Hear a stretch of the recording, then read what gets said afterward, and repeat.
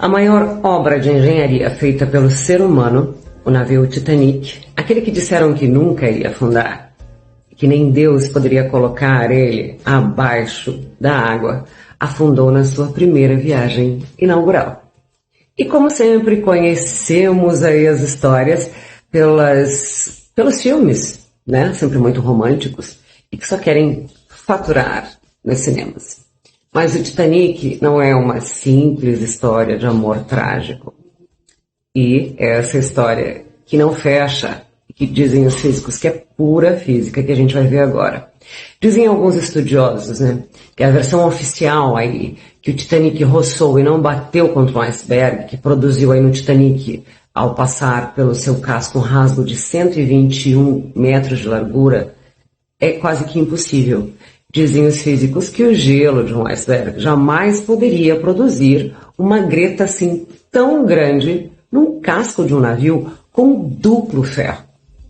E ao investigar um pouco mais, começam as surpresas do Titanic, que não era o Titanic.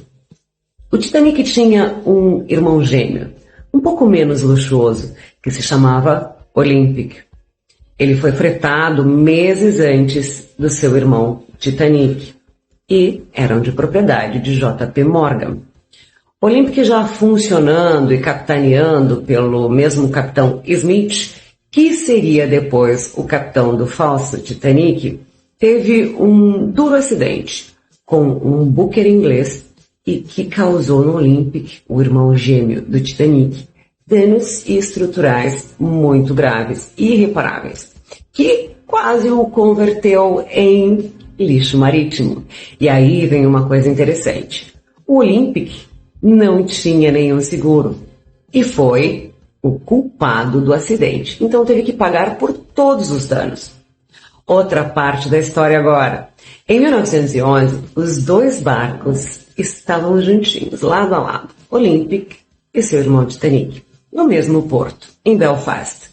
E nesses meses que ficaram juntos, eles estiveram ali paradinhos e eles trocaram os nomes dos cascos dos navios, colocando assim uma quarta chaminé que não estava funcionando no Olympic. Aí decoraram, no Titanic, né? Decoraram o Olympic, que estava avariado para que parecesse o Titanic, que estava novinho em folha. E na viagem inaugural, ao invés de sair o novo Titanic, saiu o velho Olympic, completamente avariado e completamente escorado, se fazendo passar pelo novo Titanic, seu irmãozinho. Mas dessa vez, J.P. Morgan foi mais inteligente. Fez o seguro e a companhia cobriu em $5.000. Na época, claro, o seguro não sabia, né, que estava cobrindo aí um barco completamente avariado. Pensou que estava cobrindo um barco completamente novo. Enquanto o Titanic, novo, saiu para trabalhar com o nome de Olympic. E assim seguiu com o nome de Olympic até 1935, trabalhando sem problema nenhum. Bom, sabemos agora das trocas.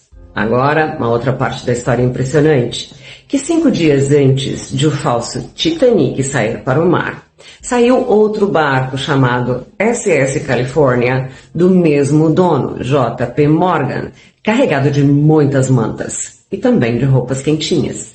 E ficou ali ancorado no ponto onde iria acontecer o desastre. Interessante, estranho, não é?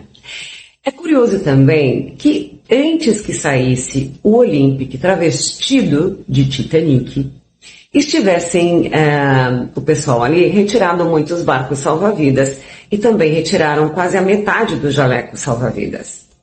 Impensável também é que o capitão, com 25 anos de experiência e perfeito conhecedor da rota, se desviasse do seu destino e mandasse 7 alertas por icebergs.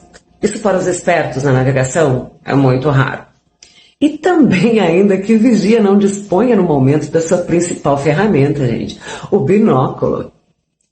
Raro, não é? Chega a ser bizarro. Chega a ser ridículo. O navio ainda não tinha rádio. Um navio tão grande. Como? Ficou sem funcionar o rádio horas antes do acidente. Também é muito estranho e quase improvável que, ao invés de lançar luzes vermelhas de alarme, lançassem as luzes brancas de festa. É um erro primário. E mais, quem, em uma viagem inaugural, cheia de imprensa, de jornalistas e convidados especiais, não fizesse nenhuma foto da tragédia? É um pouco absurdo, não é? Nenhum corajoso estava ali presente. Sim, conseguimos imagens de um único sobrevivente. São as únicas imagens de dentro do Titanic que dizem ser reais.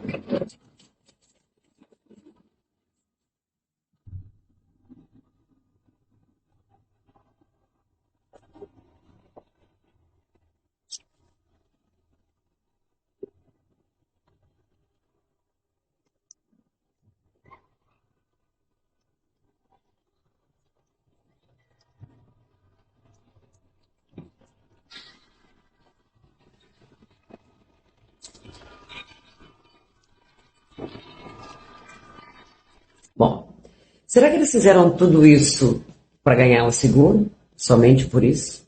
Pode. Mas também existem outras teorias que diz que ali ocorreria uma coisa muito mais sinistra e importante. Na verdade, J.P. Morgan e seus amigos queriam criar a Reserva Federal. Você sabe o que é a Reserva Federal? Onde a metade dos homens de negócio do momento, como as famílias Rockefeller, Rothschild, Morgan e outras, estavam a favor de fazer essa reserva. Mas outras famílias poderosas achavam que fazer essa reserva seria uma loucura e não queriam aceitar. Tinham muito poder. Agora fica interessante. Os que estavam a favor da reserva, e principalmente J.P. Morgan, o dono do Titanic, decidiu de última hora, todas essas pessoas decidiram não viajar. J.P. Morgan e mais 50 amigos decidiram sair do barco. E alguns desses chegaram a deixar até suas maletas pessoais dentro do falso Titanic. E saíram dali, correndo.